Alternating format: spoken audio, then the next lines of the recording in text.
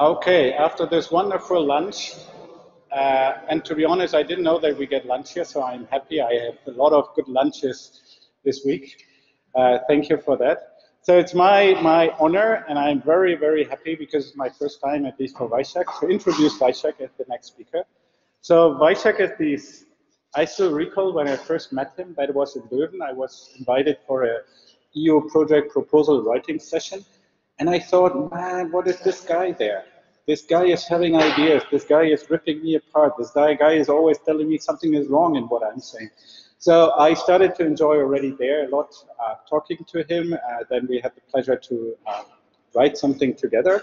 But Vaishak is really one of these very special persons in the following way. So if you look at his CV, he started in Germany for a master. Then he went on to Italy for another master in Trento. Then he moved on to Leuven, Toronto. I think I'm missing one station now somewhere. And then he moved on to UK. And by that, he's constantly going between more AI and more machine learning, more AI, more machine learning, a little bit of cognitive science. So I think if there's a person that really starts to understand what it means to do AI from a probabilistic perspective, taking learning and reasoning into account, then it's Vaishak. So I think Fabrizio, Marco, Sriram, and I were very, very happy and lucky that he accepted to give a lecture here. So please welcome Vaishak, and if there's someone, please pay back and say something is wrong here. Give him a hard time, but also a very warm applause. Thank you.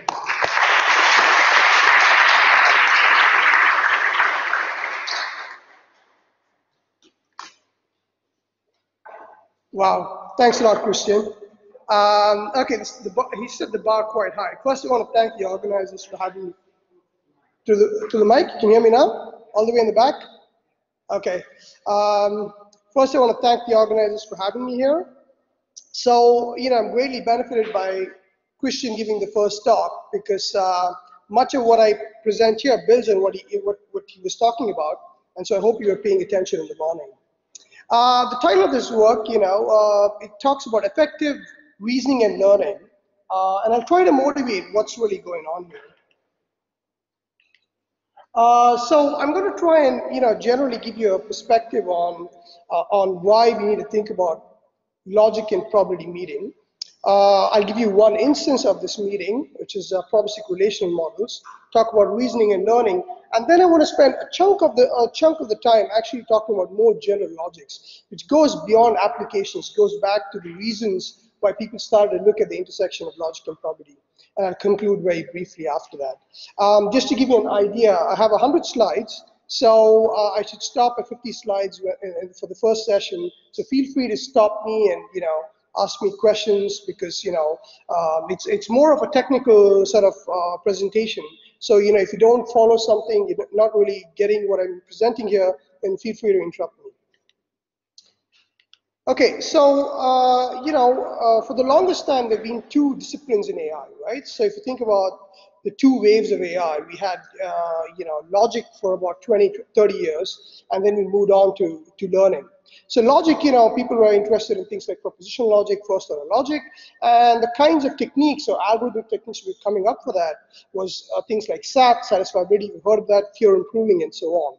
Move on to the next 20 years, and you talked about statistical AI, right? This was again, as Christian pointed out, motivated by early work by Udapur, and people started to think, okay, how can we do inference, reasoning on these kinds of representations? And people started thinking about sampling and filtering, right? Particle filtering is one very advanced example of taking the Bayesian network or Markov network and putting it on a robot. So, for the longest time, people thought these were complementary, right? So, in fact, logic and probability sometimes, have some contrasting, features of them. So logic is typically seen as symbolic, right? And when people say probability theory, they think about numeric stuff. The logic is supposedly, represents qualitative information, and probability talks about quantitative information, right? And in logic, we think about relations in objects, right? We're trying to represent knowledge using relations, whereas in probability theory, we talk about random variables and what these mean. So, I'm going to argue for the next few slides that actually we often need features of both. And if you are, if you're skipping one of these, then you're somehow programming that part of it, explicitly and not in the in the true AI sense. So let's consider, what I call as the expressivity argument. Okay, so assume that you're encoding the rules of chess, right? It's very easy to look this up. If you write the rules of chess using first-order logic, it takes a page, right? You write this using propositional logic, it takes something like 10 to the power of 5 pages. You write this in the logic of finite automata, it takes about 10 to the power of 40 pages, right? So just from the perspective of representing a very complex model in a compact fashion, first order logic has a lot of power. Right, here's another example. Suppose I give you a card, and let's say this is the queen of clubs. So now I'm asking you what remains, right? It's obvious. If you want to write this down in propositional logic, you have this gigantic disjunction over all the remaining 41 cards, right? But in first order logic, it's very compact. You say there exists an X, the domain of X is the range of all cards, and X is not the queen of clubs, right? So it's just a simple, very simple formula to talk about this. So that's the expressivity side of things. There is what I call as a database argument, right? So in machine learning, we talk a lot about data. But if you think about it, data is stored on relational databases. So, the fact that you're not understanding this essential part of where data is stored clearly shows that you might be missing some critical information. Moreover, a lot of this data that is collected, it's often probabilistic because your measurements are noisy. You might be extracting this information, which means you have confidence, confidence intervals on these tuples. So, if you extract relations by mining and learning, from unstructured text, then typically you have these probabilities, which might represent confidence. Just to give you a few examples, there are a couple of projects, like you might have heard of NEL. This is from CMU, and what they try to do is it's supposedly a never-ending a learner, which means that it's constantly getting information and it's constantly populating its database. There's also some projects by Microsoft and Google. The Microsoft project is called ProbBase, and the one from Google is called Knowledge Vault. And the idea is the same. The idea is that you might have web text, you might have a large chunk of text, and you want to extract certain relations based on what's represented in the text. This is much more subtle, and I think, especially in machine learning, we often completely ignore this. Yeah. Should I move this? Yeah. Okay.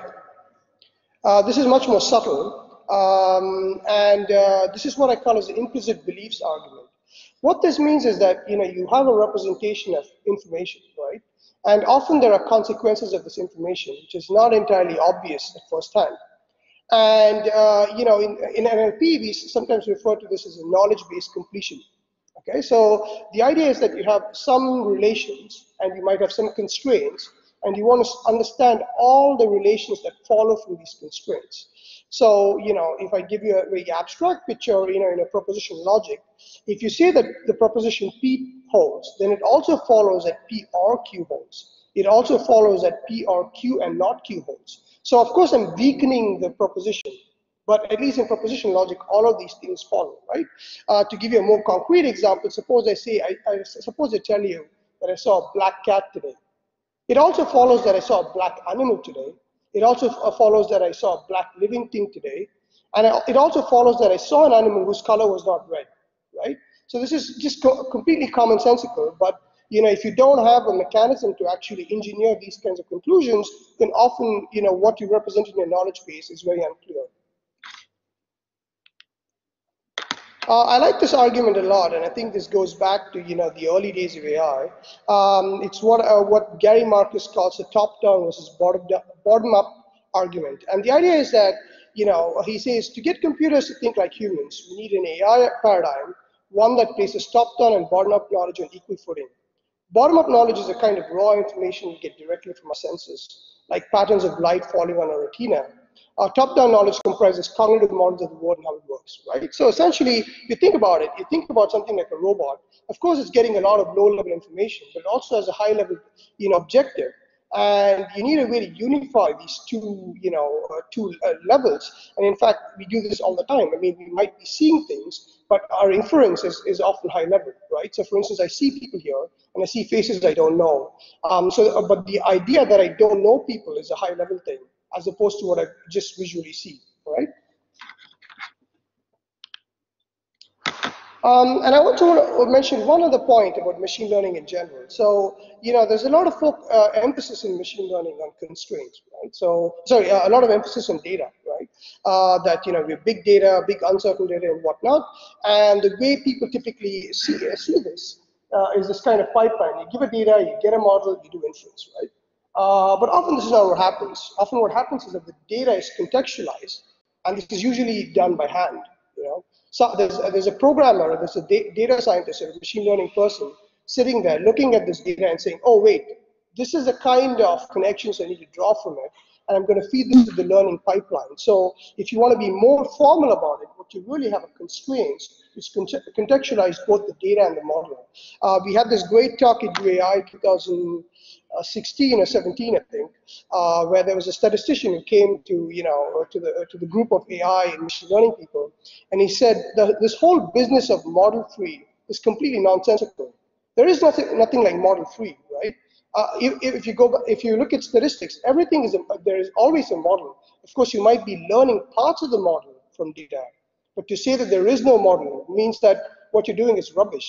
I mean, what are you, what is the model correct to? What kind of constraint does it follow, right? So there is always a constraint, with respect to the model, and if you don't understand that, then you're often building something which cannot be tested or checked. So, even though data is emphasized quite heavily in machine learning, I really think constraints are the key ingredient to actually make sense of this data. To give you, yeah.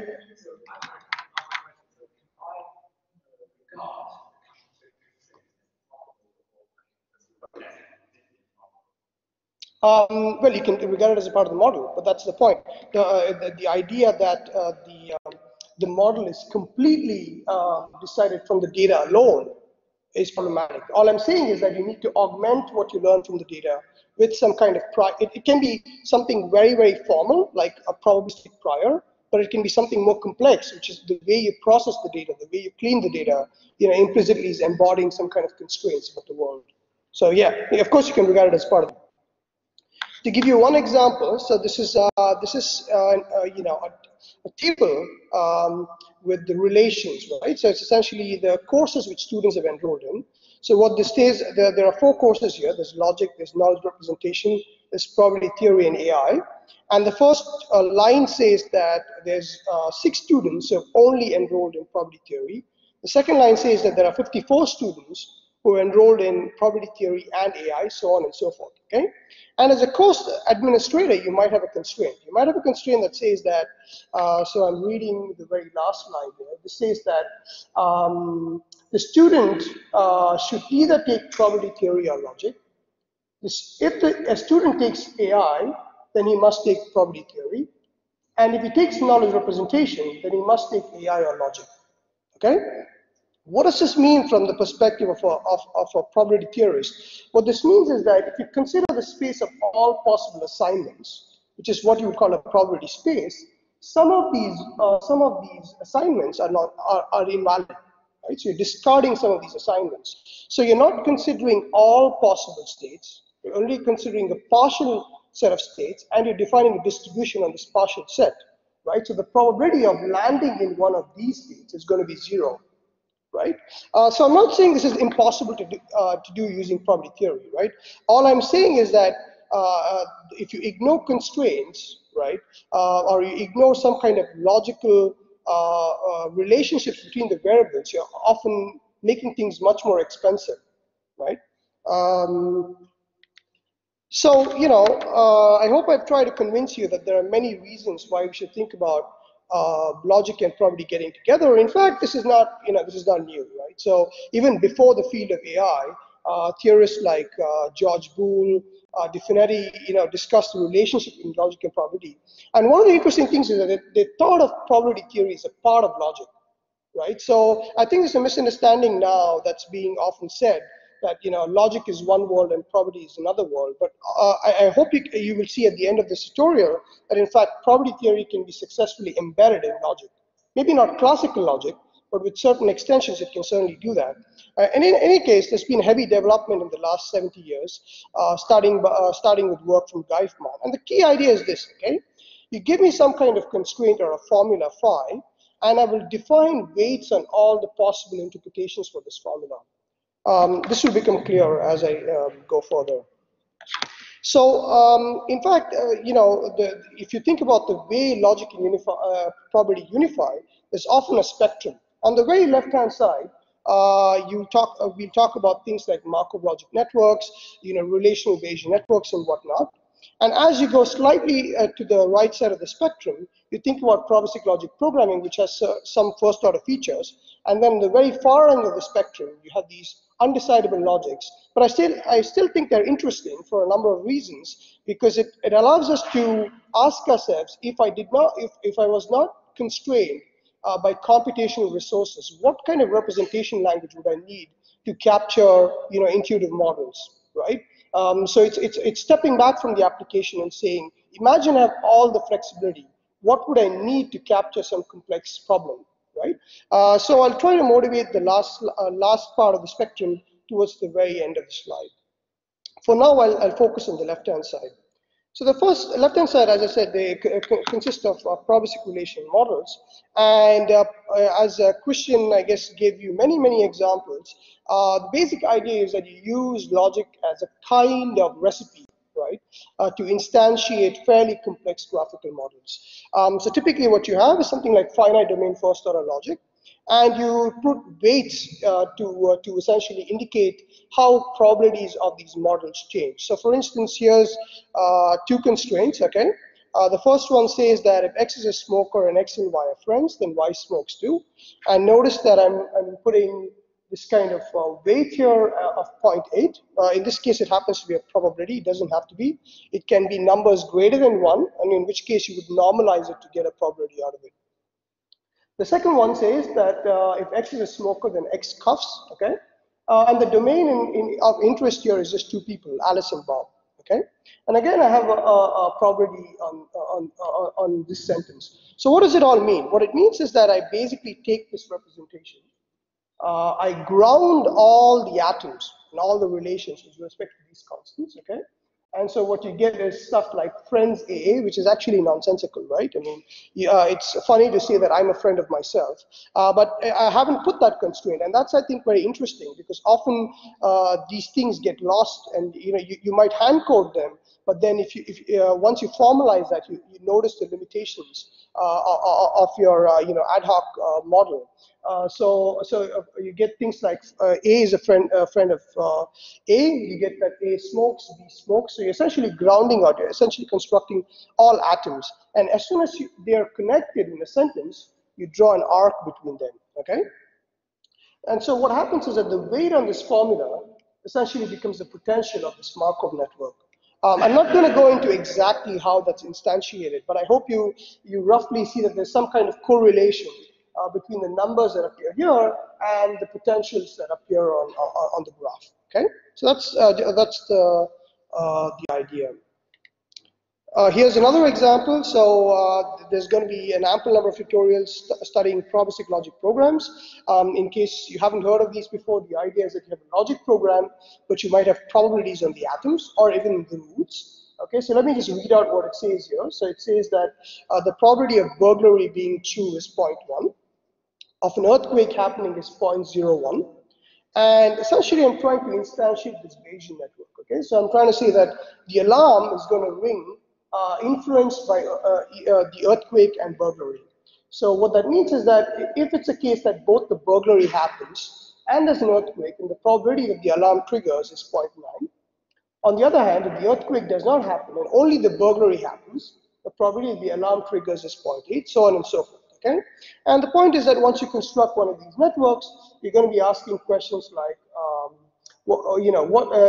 if I know that the alarm rang, what is the probability that a burglary happened, right? So imagine yourself as the owner of a house, and you hear the alarm. right? Hopefully, if you're around the house, you might even notice that there's no earthquake. So in which case, you would say, as evidence, both the alarm is true and earthquake did not happen. So what is the probability that there's a burglary? Notice that if there were no weights on this, right, the probability of the burglary should be 1, right? Because it's absolutely certain that the burglary happened, if these two are potential causes for the alarm triggering. So this is another way you can essentially write down a Bayesian network as a program. So the key thing here is that how do you define a semantics for these kinds of representations? It's fundamentally the same idea. You have a finite set of probabilistic atoms. It essentially leads to a finite number of models, and you compute probability as a function of these models. But on the other hand, I talked about 2 representations, and there are many, many others. There are things like probabilistic databases and so on and so forth. And the question we have to ask ourselves is, how do we come up with general purpose algorithms, right? Because if you start thinking about coming up with an algorithm for each distinct representation, then every new representation is going to require a completely different algorithm. So, from the perspective of an AI person, where you're trying to automate inference, the question you ask yourself is there some kind of scheme that's going to potentially let me address these representations in some kind of unified way, right? So that's the goal here. So this is essentially the first computational strategy I talk about, which is how we could do effective reasoning. So one of the key, sort of discoveries that happened, just around 2000, was that people started to investigate a generalized version of SAT. So if you know about SAT, SAT is a problem of finding an assignment to a propositional formula. And so people started to see that instead of finding one assignment, if you found all assignments, there's some kind of connection to probability theory. Okay, so I'll introduce that in a second. So what are the what we get from this kind of idea is a technique called as weighted model counting. Okay, the beauty of weighted model counting is that it handles both hard constraints and soft constraints natively. By hard constraints, I mean that rules that must hold across the probability space. And soft constraints are essentially which tell you which of these models have more weight than others, so which is more likely than the other. Okay. The other sort of interesting thing is that it's general purpose, because as long as you can compile a representation to a SAT problem, you're done, right? So imagine have a different bunch of representations. I take them all and compile them to a SAT problem, and I use weighted model counting to solve it. If you're following SAT technology, there's been so much of advances, including something called closed learning. And the key thing is that as long as I reduce it to SAT, I can leverage all of these advances without worrying too much about how they could be used, right? I could use it as a black box. One of the other nice things, which I think is very interesting from a learning perspective, is that often the representation the syntactic form of the representation is completely separate from the weights. Okay, so you can have a neat separation, which means that you can have the same representation and do parameter learning. I'll talk about that in a bunch of slides. And interestingly, SAT is getting so powerful that these techniques are state of the art on many benchmark problems. Okay. So let's see what that is.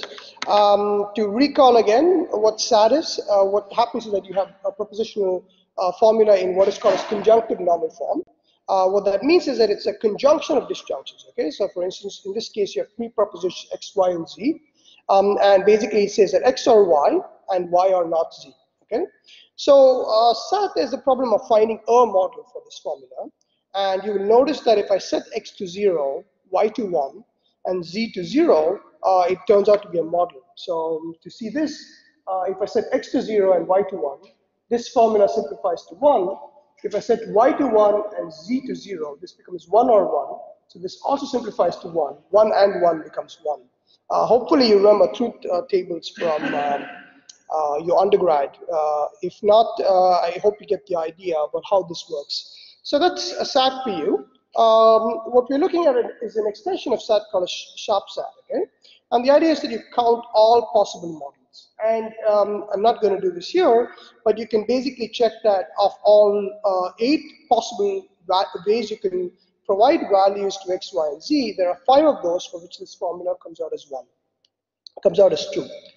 Equivalently, you can say the satisfying probability is 5 by 8, right? So the reason you have 8 possible assignments is because there are 3 variables, and which means that each of them can have, 2, so you 2 to the power of 3 possible ways you can essentially satisfy. But of the potential 8, 5 of them do satisfy, so you get a satisfying probability of 5 by 8. I'm doing one on time. Okay. So how would you come up with an algorithm? It's the key thing is essentially to think of this as a kind of tree search. Okay, so you start off with a formula on the very top. Okay, and you try you pick a variable at random and you try both possible values. So essentially, I have 2 branches where I set p to 1 and the second where I set p to 0. What's going to happen on the rightmost branch is that when you set p to 0, you have something and 0, and in logic, something and 0 is always 0, right? So that cannot be a model, and so it fails, okay? For the left-hand side, you set p to 1, right? What happens then is that if you set p to 1, this actually simplifies to 0, okay? So, but on the other hand, this one does simplify to 1, so this conjunct is okay. On the other hand, this is still left, so which means that what you have remaining is just q. You try at 2 branches. If you try at q to 0, then of course it fails. On the other hand, if you set q to 1, then it's true. And the pseudocode for this algorithm is extremely simple, right? So if f is true, you're done. If f is false, you're also done. And the key thing is to just consider a kind of disjunction, 2 branches. One where you set the variable to true and one where you set the variable to false. It's a very simple idea, okay? So how would you do SharpSat? It's actually a trivial extension to this pseudocode. What you do is, rather than choosing one of the branches, you will consider both. And you will go down the branches and consider both, so on and so forth. Essentially, what you're doing is, you're considering the sum of both branches, but providing a weight of 0.5 to each, right? So if you think about, you're essentially, if the calculation is not obvious, the way to think about this is that you're trying to provide weight to all possible branches. Okay, so think of this, if both of them turn out to be true, then it's 0.5 plus 0.5, so it becomes 1. So you get one model for one variable. So that's SharpSat for you, and it's fairly simple way to actually implement this. So what's weighted model counting? As I said, there's some connection between SharpSat and probabilistic inference, and it turns out you need to go beyond SharpSat. And the key difference you need to do is you need to attach a weight on each of the literals, okay? Which means that if you say something like p is true, it gets a weight. P is false, it gets a certain weight. And as you will see, it's essentially related to the probability of that variable. Mathematically speaking, what you're typically defining is something like this, which says that the weighted model count of a formula given a certain weight, you sum up all the possible models. So this part is exactly like SharpSat. The key difference is this guy, where you're trying to find the product of all the literals that are true at a model. Okay, I'll give you an example on the next slide. But now, the interesting thing is that it's again a trivial change to this. So here you consider summing up these 2 branches, right, with 0.5 and 0.5. The only difference is, that rather than 0.5 and 0.5, I'm going to weigh the alternatives, right? So that's the only difference. So I'll have a weight for x being true and a weight for x being false, and I sum it up, right? So I hope you see the idea starting from the classic DPLL, how you get the unweighted case and then you get the weighted case, right? So it's quite sensible in how you do it.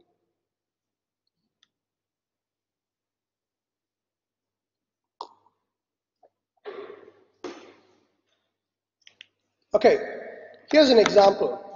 There are many complex representations I can potentially reduce to weighted model counting, but for the sake of simplicity, I consider what is called as a Markov network in feature representation.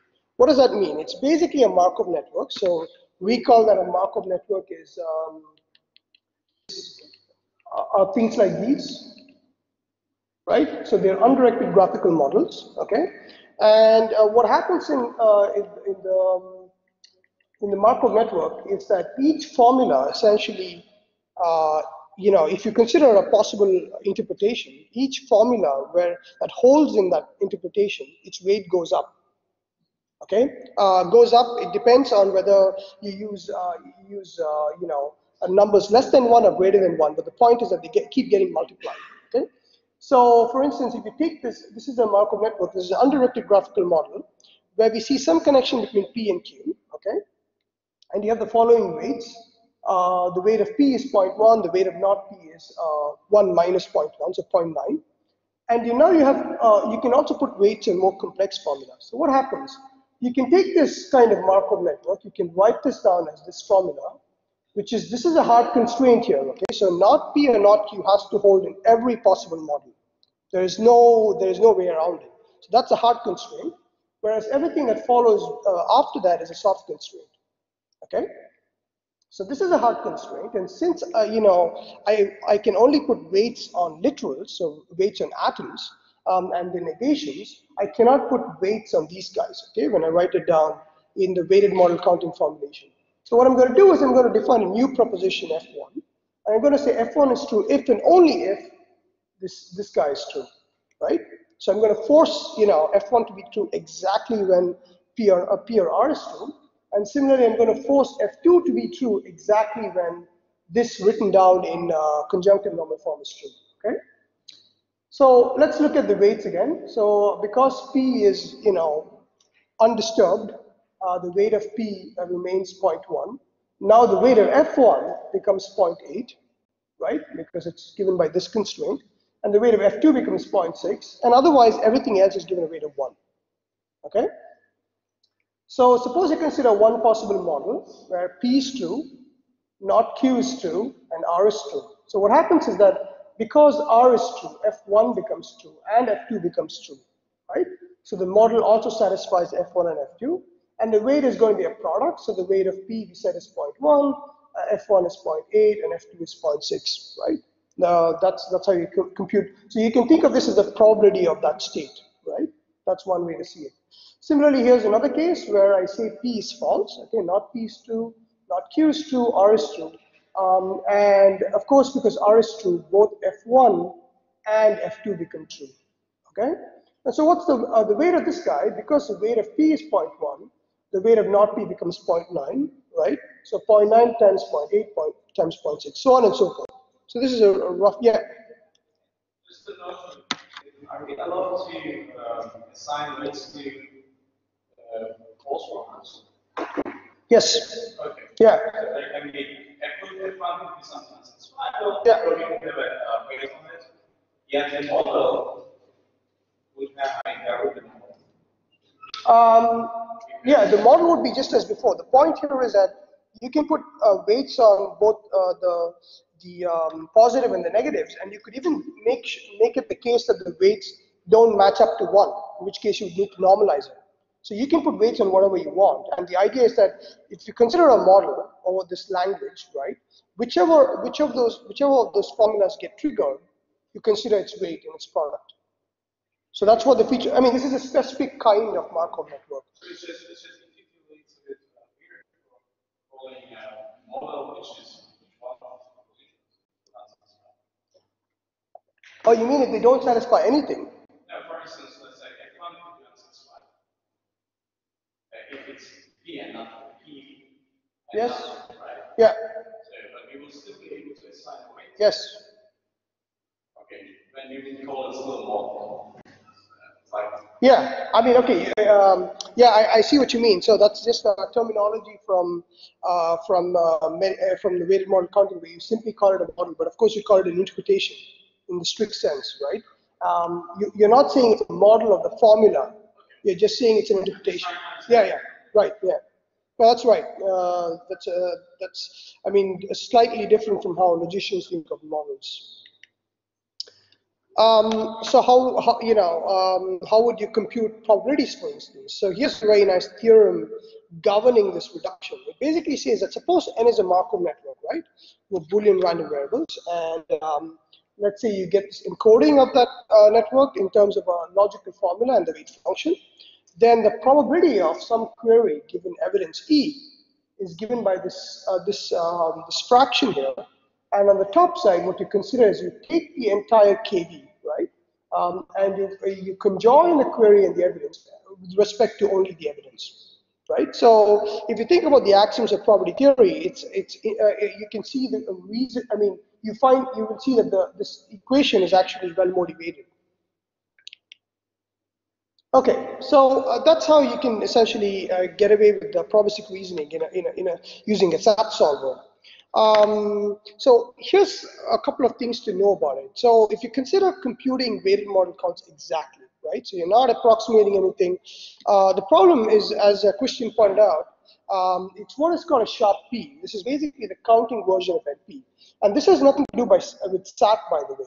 Whether you take classical, exact algorithms of Bayesian networks from the 90s, you take weighted model counting, it's all the same, right? Because there's a polynomial reduction from using something like exact message passing to sharp SAT. So essentially, no matter which technique you use, it's always going to be exponential. And if you try to implement it naively, and by naively is exactly how I presented it a few slides earlier, what's going to happen is that it's going to look at all branches. But interestingly, what you see when you actually look at these trees of satisfying assignments, you would start seeing that there's a lot of sub-branches which look exactly identical. Okay, here's an example right here. I have X or W. I apologize for my handwriting, but hopefully you can read it. I have X or W and Y or Z. Okay, I try two possible assignments. I set W to 1, and when I set W to 1, of course, this formula completely simplifies, right? Because anything R1 is always 1. So what you're left with is Y or Z. Okay? And of course, you can continue with Y or Z. On the other hand, if I set W to 0, right, what I have is this formula simplifies to X, and I have this Y or Z from before, which means that this subtree is exactly like this subtree. So why is this happening? The key point is that if you think about any complex formula, there are sub formulas that are constantly obtained when you start playing around with possible assignments. So what we could potentially do is that we could compute the model count for one of these sub branches once, right? Cache its value, and every time we see it again, we reuse this value. Right?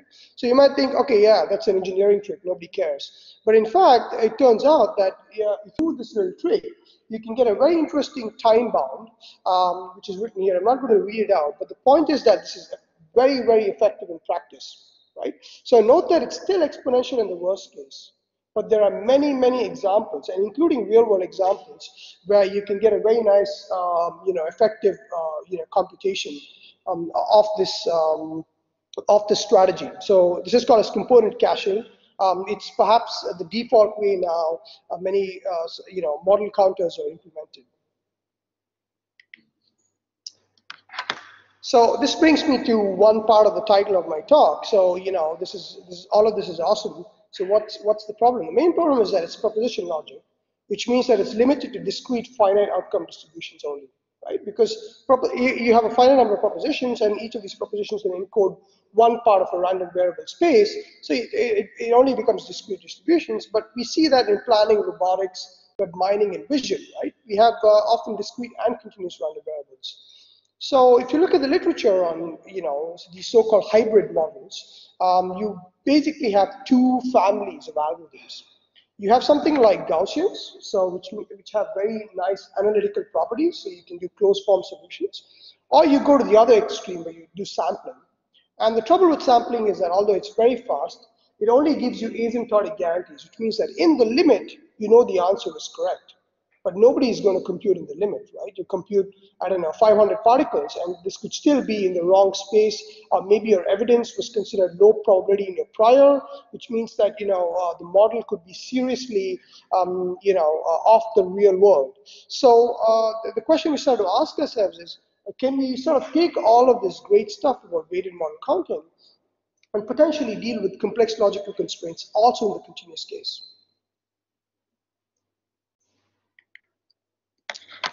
And the way we tackled it is we started looking at continuous distributions, right? And we started to see something very interesting. So here's 3 plots, okay? In all of those cases, I hope you can see the red line. The red line is a Gaussian, standard Gaussian, nothing fancy. But what I'm showing in each of these cases is that I'm trying to approximate the Gaussian, okay? And I'm going to approximate this using what is called as a piecewise definition, okay? So for essentially, I'm saying for the piece from here to here, the shape of the function is given by something, okay? I'm going to be concrete about what this thing is, but in this case, for instance, I'm only using numbers. It's capturing the density of this function for this particular region, okay? And if I'm giving only constants, I see that I can approximate it this way, which is not bad, right?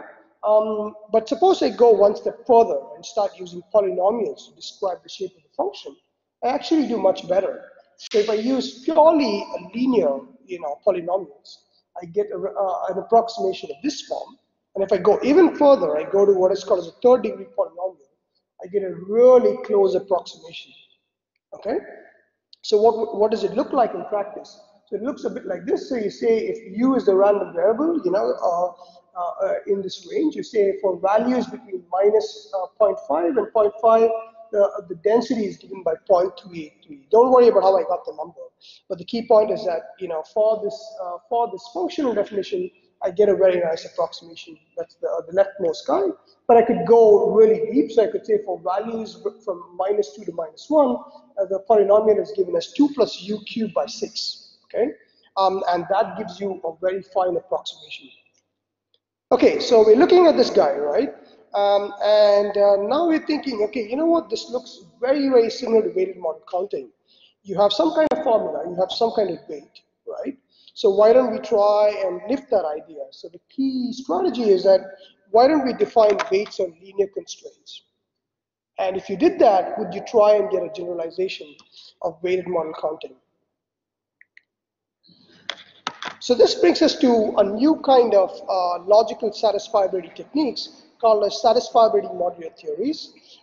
These are very interesting developments that happened over the last 20 years, I would say. And the key idea is rather than sticking to propositional logic, they also care about reasoning about the satisfiability of arithmetic constraints over rationals. Okay? So here's an example. Here's a constraint. This says that x is greater than y and y is less than 5, where I say that both x and y are taken from integers. Okay, and of course this is satisfiable, right? If you set y to 1, right, then this constraint is satisfied, right? 1 is less than 5, and suppose I set x to 2, then 2 is greater than 1, so this constraint is satisfied. So I'm done. So I found a model. But this is not the only one, right? I could set y to 5, right? In which case 5 is lesser than or equal to 5, so this constraint is satisfied. And if I set x to 6, I get another model. Right? So on and so forth. And of course, this is more complicated, right? You're no longer dealing with propositions that only go left or right. These SNT sort of technology is getting as mature as SAT.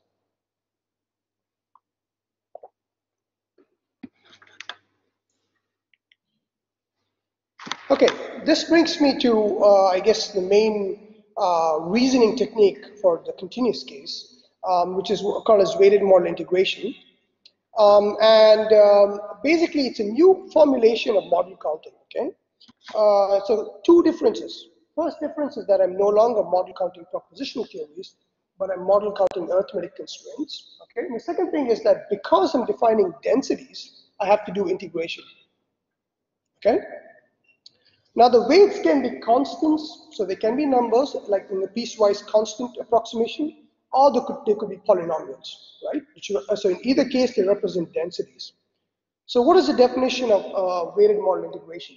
So recall that in counting, what you did was you took a formula, you took a weight function, and you simply summed up, right, the weights of each of those models. Now, unfortunately, you are now left in a space where this delta potentially mentions arithmetic constraints, and as we saw in the previous slide, right, you can have many, many possible models. So what we do is that we push the counting of the space, or counting possible assignments, to integration.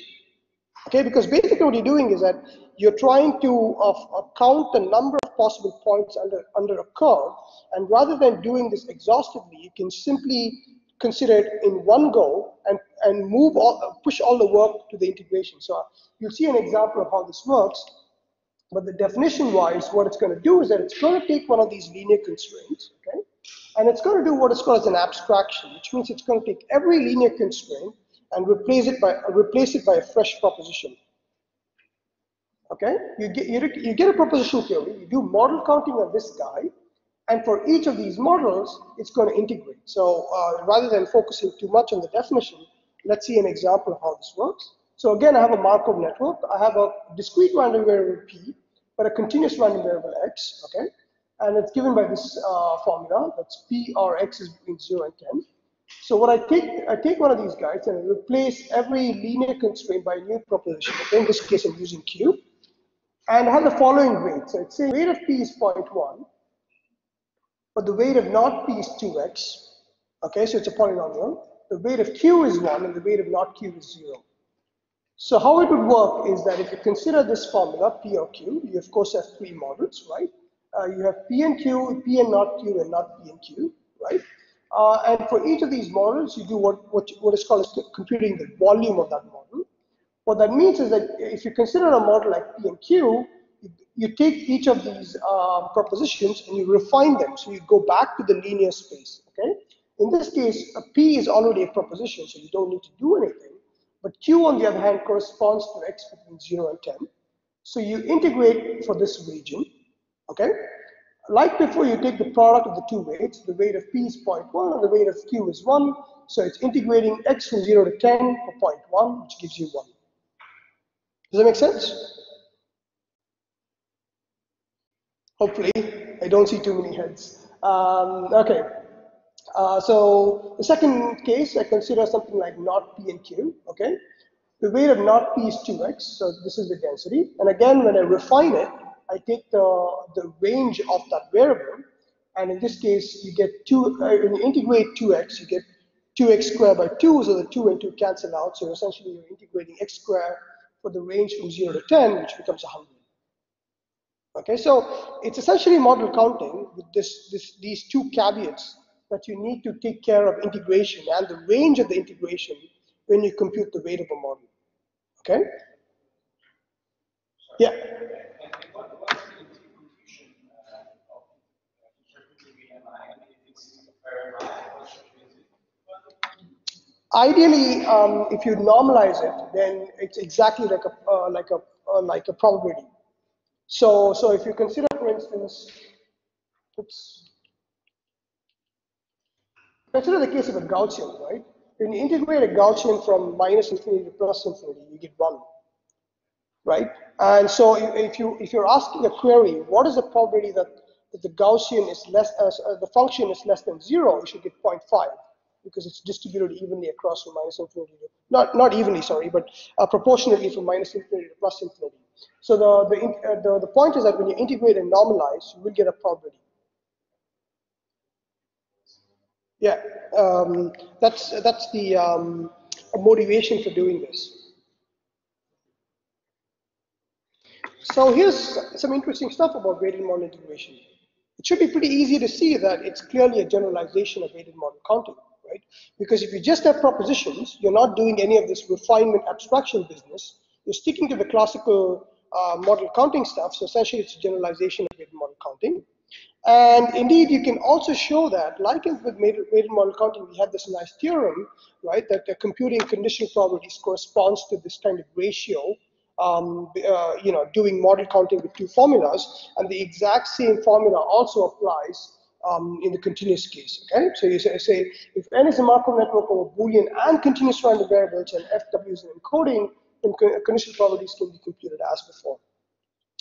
And it turns out that mathematicians care a lot about integration, and they have this very nice result that if you fix the dimensionality, which of course it's always fixed because you have a knowledge base with a certain number of continuous random variables, then computing, these polynomials for fixed degree. So imagine I have an upper bound of the degree of the polynomials.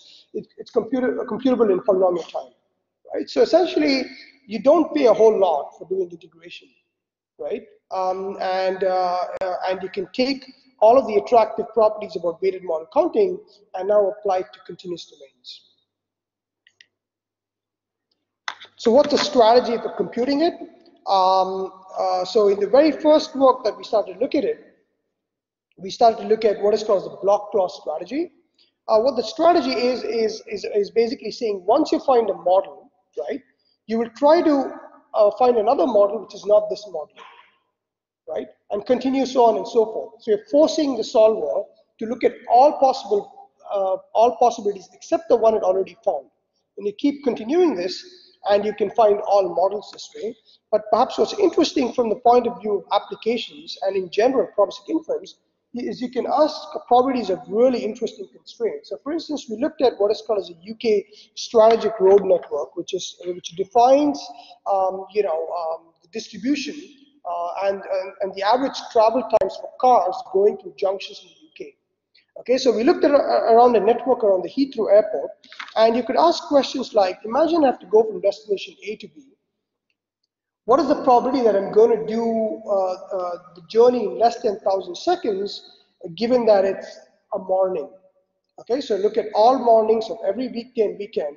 What is the probability that the journey is takes less than 1,000 seconds? You could further constrain it, right? So you could say, so the M actually stands for not only is it morning, but also that the first junction already took more than 300 seconds, right? So you can pose constraints arbitrarily complex on this engine, right? So you can ask, what is the probability that it's both a Monday, it's a morning and a Friday, right? So just exactly like the advantages that we argued for the logical case, you can now lift it to the continuous case. And in terms of scalability, we often see that for very simple problems, the price that you pay for doing this integration is not all that much.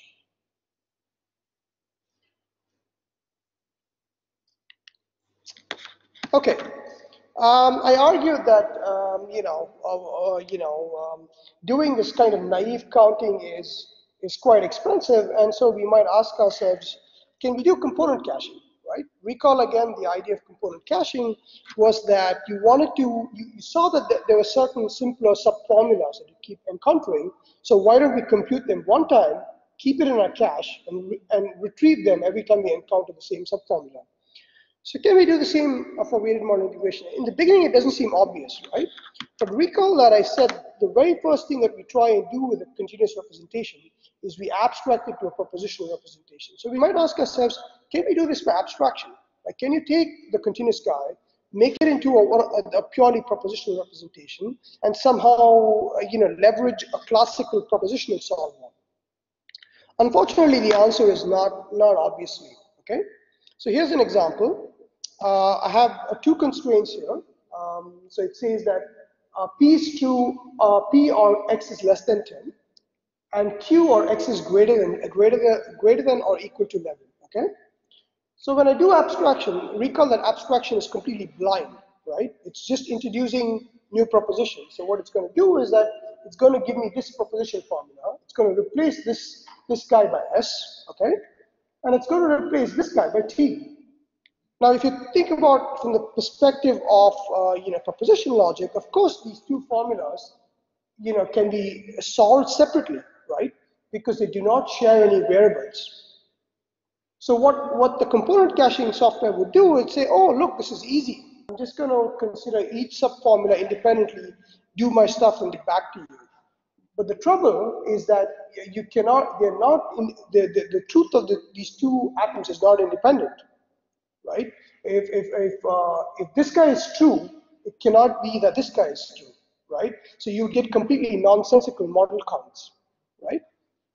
So what can you do in that case? So you can do what is called an eager encoding, and basically for all of these linear constraints, you add the implication between these constraints, all the relationships between constraints, right? So in this case, it happens that if S is true, if and only if T is not true. So once you add this guy to your knowledge base, what happens is that the component caching technology cannot really separate out these two formulas, and so your model count is correct, right? Yeah. Okay, these two systems this kind of encoding could be with it, but it could be first more than two. Yeah. But if you use yeah, it can get exponential in that case because you have to keep considering all the subregions and discussing the implications. That's one of the disadvantages of it. Yeah, so it's very limited, and moreover, it also only works when you have these intervals.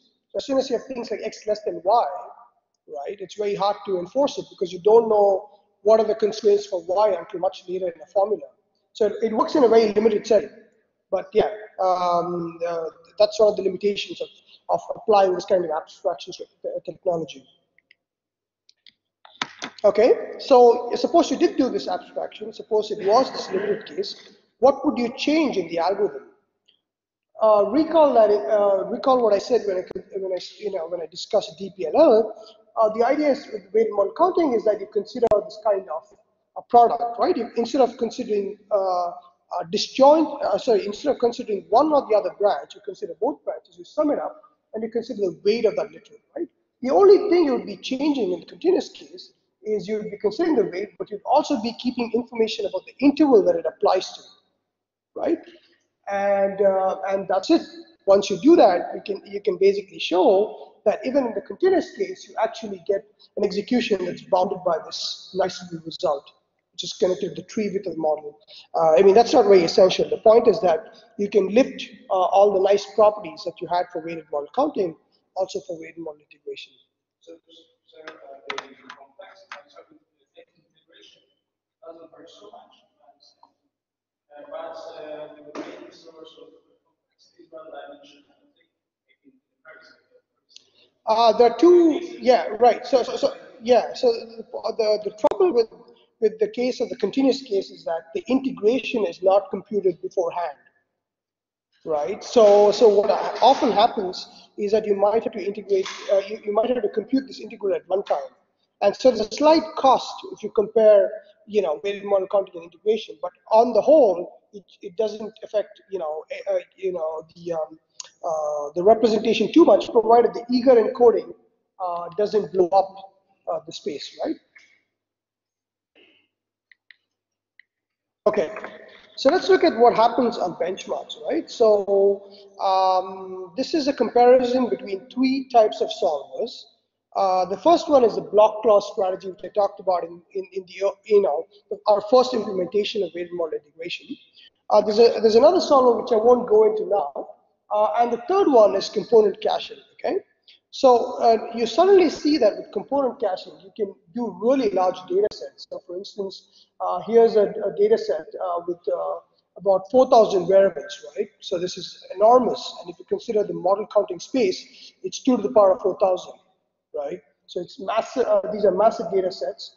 And what you often see that you get timeout for most of the other solvers, but with component caching, you can often do it in less, something like 1 millisecond, right? So it's huge difference, right? I'm not sure this is 1 millisecond. 1/100th of a second is what I want to say.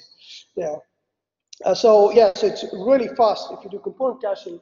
But as the question that was just raised now, the main limitation is that you're restricted to these interval theories. And if you have a lot of these disjoint intervals, then it can lead to an exponential blow up when you do this eager encoding.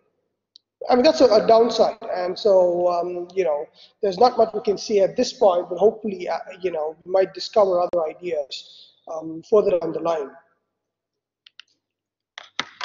I have to say that the search for, as I just mentioned, the search for more effective solvers is still on. Okay, so this is some recent work that we did with Christian Kirsting, and it uses a representation, a kind of generalization of algebraic decision diagrams called as XADDs. So let's look at what the example is. Okay, so it's basically saying that X is greater than B.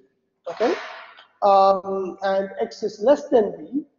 X is less than Y, or X is less than or equal to Z. Okay, don't bother about where this X and Y and Z are grounded, and that's one of the attractiveness of this work, in the sense that it's not restricted to the purely interval case that was discussed with component caching. And let's say you represent this fairly complex formula by proposition A, which says that x is less than z, and x is greater than b, and you provide these fairly complex polynomial weights. So you say the weight of A is 3x squared, and the weight of not A is 2x, okay? So you could construct a decision diagram of the following sort. So on the very top, you have this guy, okay? You have to have x is greater than b, and if that's true, right, you could consider two cases where x is less than y or x is greater than or equal to y, okay? And based on that, you would have other decisions and so on and so forth. And at the very bottom, you have the weights on each of these parts, okay? One of the nice things about this representation is that if you take a very complex knowledge base, you can do one-time compilation to one of these guys, and it's not easy to do this, right? In worst case, this will be exponential. But once you do get one of these decision diagrams, then a lot of other problems, including variable elimination, becomes easy. Okay, so here's the exact the same diagram, but when you eliminate x, what happens is that you have to go through the network, as you can see, and it comes up with a new representation where x is completely removed. Okay, so I'm not going to go into too much detail into this, but the key idea of having these kinds of data structures is that some other operations become easy, right? So if you think about these kinds of approaches, the problem is that every time you get a new query, right, you have to redo the whole model counting chain. But once you have a representation, you can do a lot of these queries on the same representation. So, ideally, this is the holy grail, is that you get to the point of propositional knowledge compilation, where some of these queries become polynomial or linear time. You're not there yet, but this is perhaps one of the first few steps to actually get there. We're trying to represent more complex theories as a kind of diagram, data structure on which you can do some computations in a much more tractable manner. So one quick thing that I wanted to sort of step into is that in the end, right, no matter what you do, no matter what kind of data structure you come up with, the problem with exact techniques is that it's ultimately worst case exponential, right? So you might ask, what about approximation methods? So this goes back to the slide where I was complaining about existing methods for approximate inference. And as I said, there are things like variational methods, or they're sampling. They're very fast but not very robust. Okay, they only give you these weak asymptotic guarantees. And the question we have to ask ourselves is, can we do better? Okay, can we find some mid ground between exact counting and approximate inference, but with some kind of guarantees about the approximate inference? It turns out that there's some very, very exciting work in theoretical computer science going back to the 80s, where people were saying, you know what, some of these algorithms, like counting, are very hard, okay? They're the counting version of NP, there's not much we can do, but what if we could approximate it in the following manner? I, as a user, will give you two constants, okay, epsilon and delta, and I'll try to design an algorithm that gives you an answer that's within a multiplicative factor of these two constants. Okay, so I'll come up with an algorithm that returns a value b, such that it's between the bounds of multiplicative bounds of 1 and epsilon. So a simple way to read this expression here is simply let epsilon and delta be 0. Okay, so you put epsilon and delta to be 0, you're saying that b is between the exact same number, which means b must be equal to the model count, and the probability that it's equal to the model count is greater than or equal to 1. Right? So in this case, you get the exact algorithm. But of course, the hope is that you don't really give epsilon and delta as 0. You don't give them as 0. You give some slightly higher number, and you're willing to tolerate that that kind of approximation. Yeah. Oh, sorry. I think there should be delta here. Yeah. So it's 1 minus delta, not gamma. And epsilon and delta are error bounds that you as a user is willing to tolerate, right? So you're essentially saying, I'm accepting the algorithm to return a value that's within a multiplicative factor of epsilon, but the answer shouldn't deviate from the true value by more than delta. It's kind of bound, right? Yeah. Okay, so how could we do this? Well, we can do exactly what we did with component caching. Why don't we take this this weighted model integration problem, right, and compute the volume freehand? Okay, what happens then is that if you want to approximate the weighted model integral of delta W, you can basically approximate the weighted model counting version, where you compute all the probabilities in advance and you consider the abstraction of that representation, right? And in fact, this does work. Again, the same limitations. You're only dealing with interval representations, which means that the kind of more complex theories like this guy potentially could give you funny values. But as long as you have the interval representation, you can do very well. Okay. So how does one of these techniques work? Again, I don't want to go into too much of the detail, but it's very nice to visualize it. Okay. So imagine, pictorially that this is the space I want to count. Okay. So how would I do this in a brute force manner? Is that I would start from the left-hand side and count each point as I come across it. Go all this way, go all this way, go all this way, so on and so forth, right? So if you think about, computer graphics, you study about how to construct, how to count regions and so on. And this is the brute force way of doing it exactly, right? What you do in the approximate case is that you try to split this space, okay? You try to split the space such that you get a bunch of regions, and here's the interesting thing about these regions. They all have the exact same model count. Okay, and if you get, if by some magic you do get this kind of split of the space, you can count this once and just multiply it, right? So imagine if I take this big space and break it up into 10 equally heavy parts, right? I just count one part and multiply it by 10 and I'm done, right? So I'm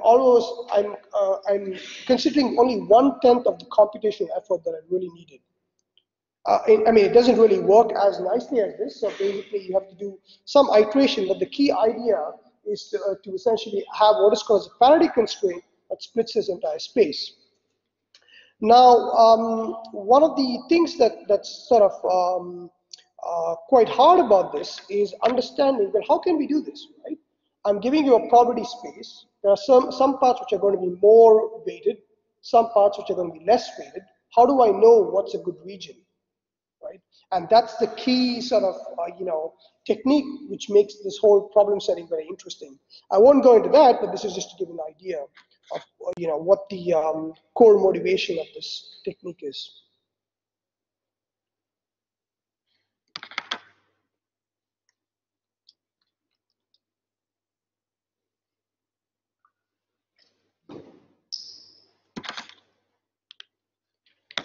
So let's turn to learning now.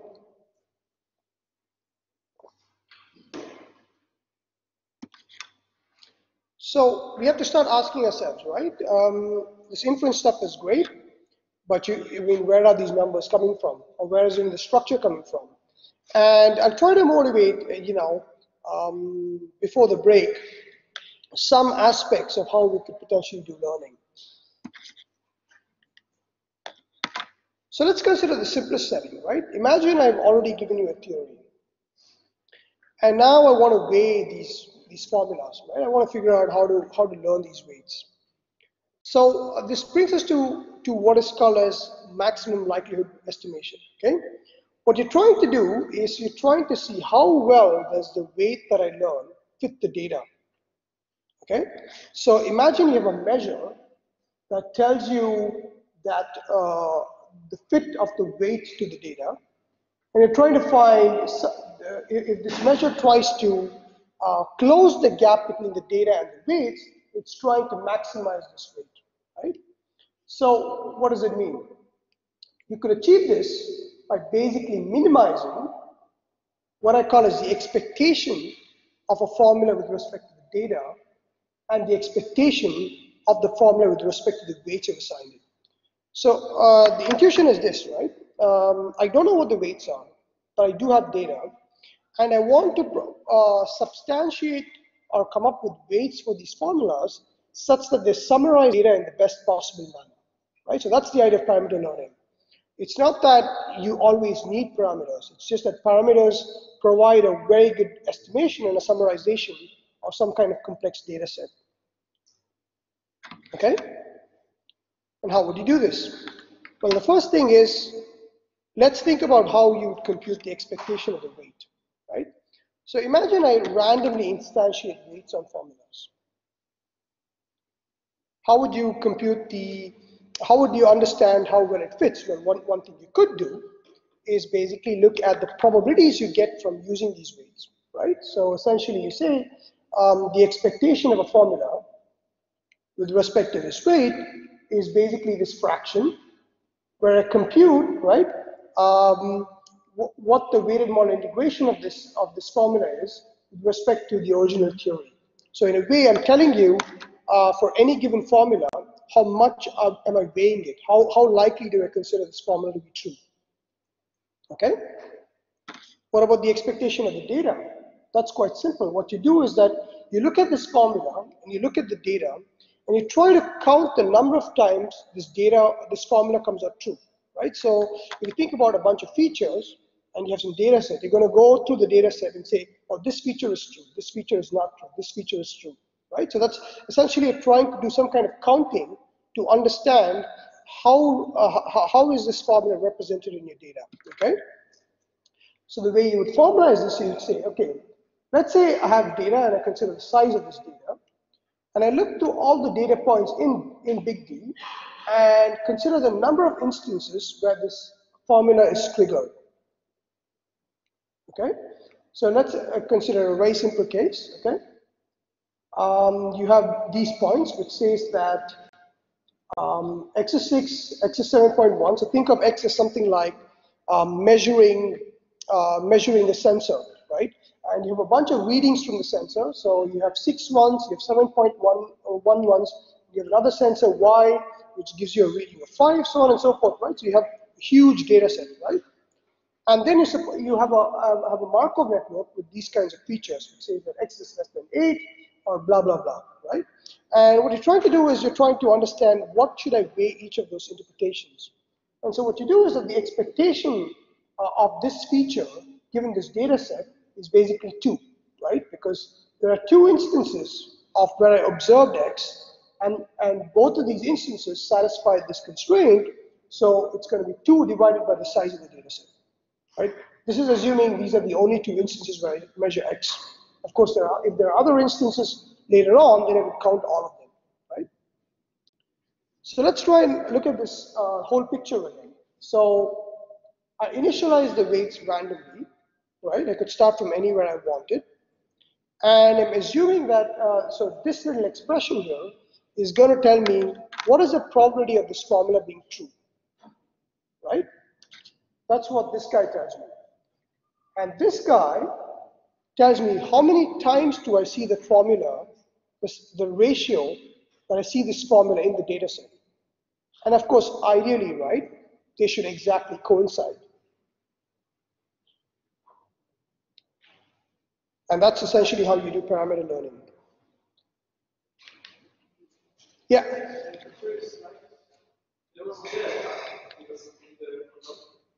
Oops. Just a sec. Not sure what happened. Oh yeah, sorry, yeah.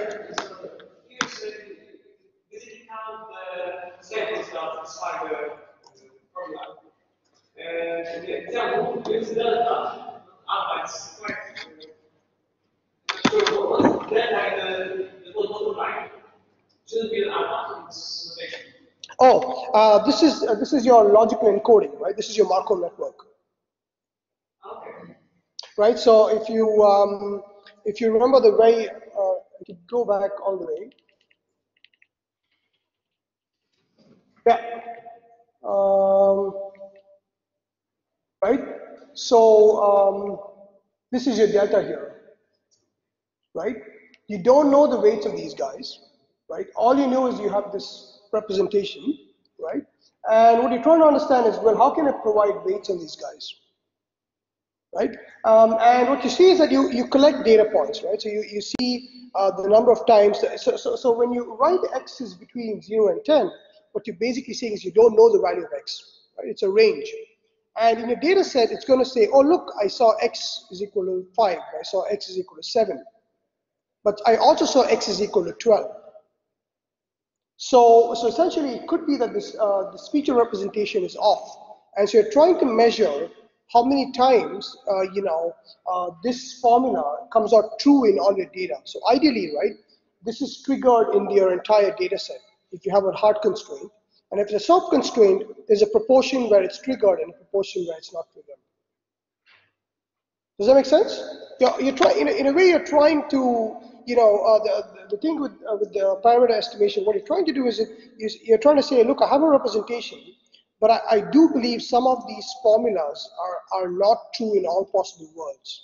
So what I'm going to do is I'm going to provide a probability which reflects how often that formula comes out true, right?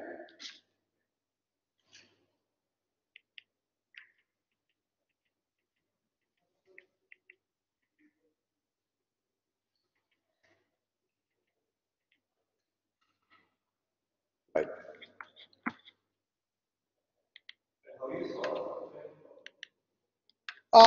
You basically, what you do is you write a kind of stochastic gradient. Okay, so essentially what you do is that you instantiate the weights, and to compute this expectation, what you need to do is you need to look at the derivative of this gradient. So essentially it's an optimization problem. There are many ways to solve it, but certainly in all cases you use something like, stochastic gradient to, refine these weights as you go along. This is quite easy to compute, right? This you're basically doing a one-time check. So you're trying to optimize the weights such that they match these numbers. This will not change, right? Because you only have you already have your data. So computing the counts of these guys, the expectation of this is quite easy. It's more the weight refinement that takes the stochastic gradient. Yes, yes, yeah. So it's a heuristic. So that's one of the, I wouldn't say problems, but it's just one of the issues with the stochastic gradient. You could be stuck in a local minima. But often what we see in practice is that as you run this optimization problem, it goes through a bunch of sequences and you see some kind of shift, and at some point it becomes a stable, and then it's reached either a local minima or the global minima. You don't know, but you're happy at that point because the expectation is matching what you see with the data set.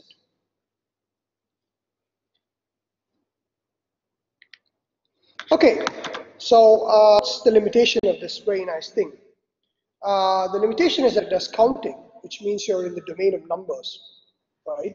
So ultimately what you end up doing is you learn constant weights, right? So we might ask ourselves, hey, look, we started with this, with this endeavor by thinking about polynomials and whatnot. So how can you learn polynomials, right? In some recent work, we started to look into this, and we turned to this theory of B-splines. Just just from the hands, who's heard of B-splines? Oh, literally one or two people. Okay, that's not a very high number. Okay, so what are B-splines? So for the sake of this, for this tutorial, you can think of B-splines as essentially being the same kind of object as a piecewise polynomial. Okay, B-splines are typically defined by what I call as cut points. Okay, and think of B-splines of different degrees.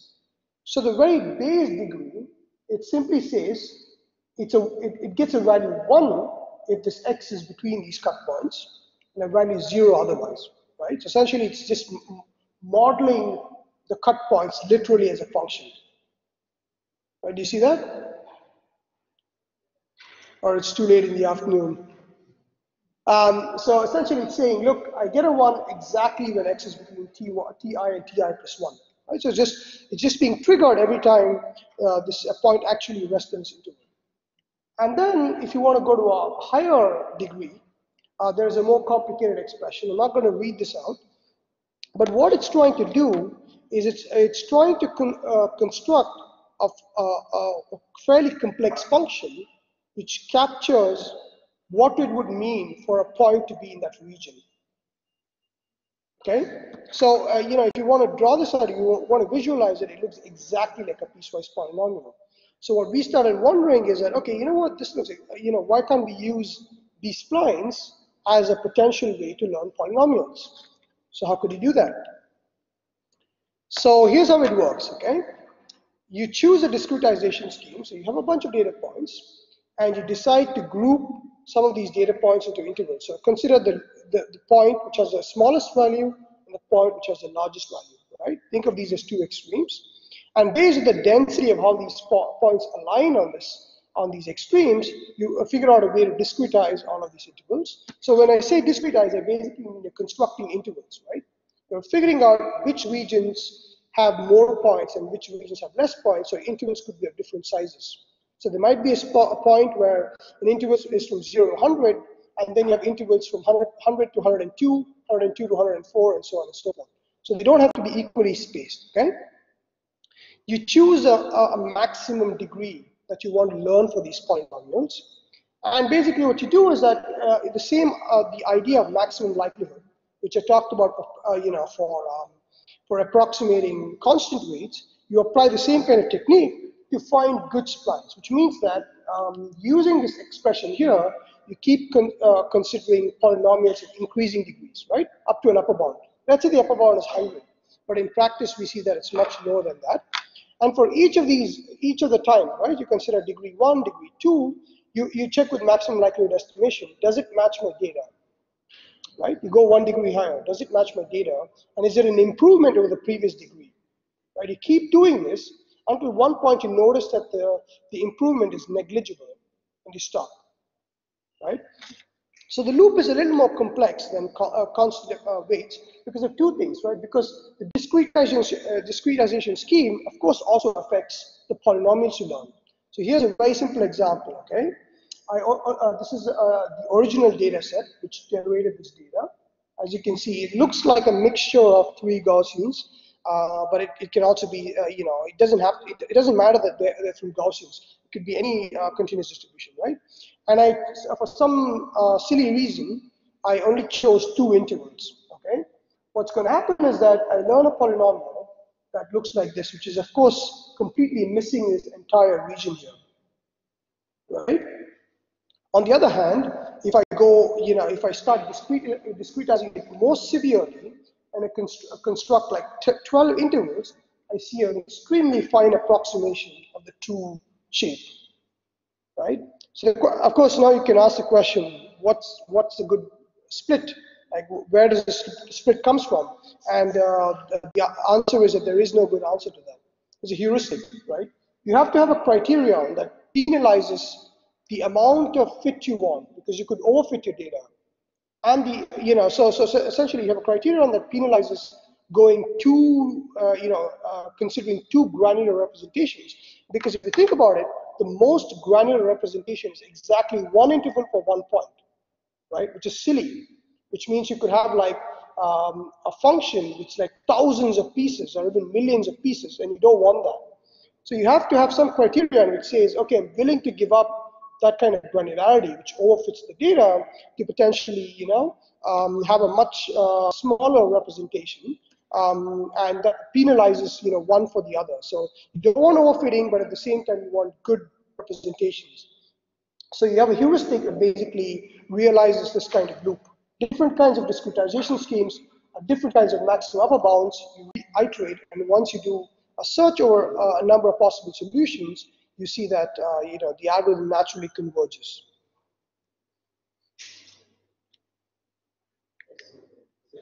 Sorry, yeah. Yes.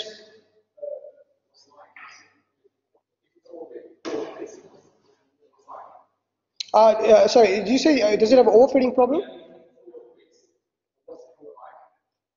What happens if you overfit? And that is if you allow, again, the extreme case would be saying every data point is 1 interval, right? Imagine you have 1,000 data points. You have a density which has 1,000 breakups, right? Which is insane. So the representation and the inference is severely affected. So in a way, you're trading it off. So it's not just to obtain a more compact representation, you're also paying a lot more for inference if you have a highly granular function, right? So it makes sense to have a criterion which is penalizing this kind of overfitting. Um, so I think what I could do potentially do is just stop now, and then we come. So I'm at 45 slides, but I think it's probably good because the next one is a new chapter, and it might be good to break for coffee and come back. Yeah.